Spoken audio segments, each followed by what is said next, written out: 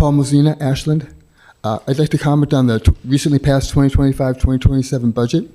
And the budget was passed by the CBC on the 14th of May, and the council met for a study session on the 19th of May.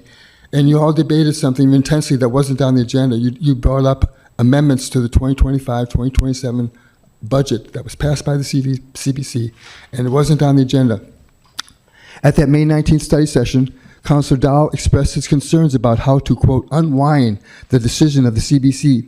He thought that some kind of resolution would be required, possibly working the budget committee into the amending process, and that would need to happen prior to adopting the budget. There was no disagreement on that, but it never happened. The council merely gave direction to the city administrator to change the sources for the funding of the childcare grant program. At the June 3rd business meeting, there should have been an agenda item requiring a council vote to amend the budget approved by the CBC to redefine the funding sources for the childcare grant program.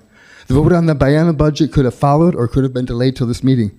When the biennial budget agenda was introduced, Deputy City Manager Jordan Rockland claimed that the decision to change the sources for the childcare grant funds had been, quote, supported by council via motion.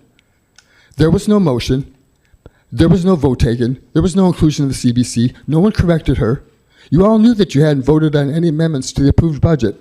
Please consider that the city charter says no action by the council shall have legal effect unless the motion for the action and the vote thereon take place at proceedings open to the public.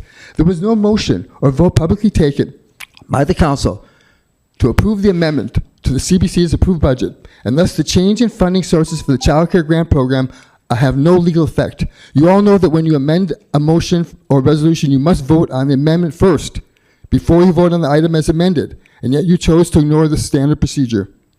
Thank you for your time. Thank you.